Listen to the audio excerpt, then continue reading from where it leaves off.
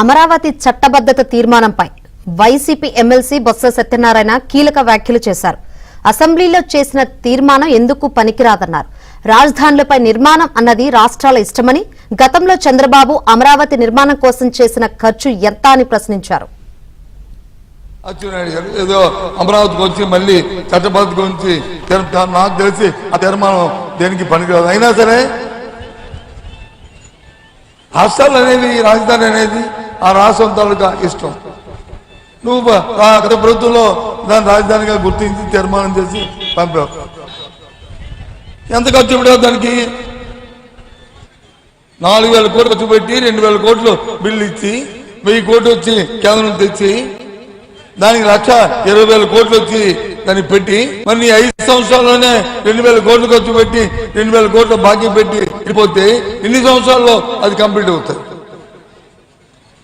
నిజంగా రైతుల పట్ల కానీ నీకు చెప్తుంటే, అలాగే ఈ రైతుల పట్ల కానీ నీకు చెప్తుంటే, నీ తాలూకా ఆలోచన కానీ ఆలోచన ఉంటే ఈ కార్యక్రమం జరుగుతుందా? ఊరిగా ఓదో నోరు ఉందని ఊరిగా మాట్లాడుతూ ఒక పక్క చంద్రబాబు నాయుడు, ఒక కొడుకు, ఒక పక్క వచ్చి ఆ కూటమి నాయకులు, ఒక పక్క ఈయన ఓహో ఇష్ట రాజ్యంగా మాట్లాడుతున్నారు.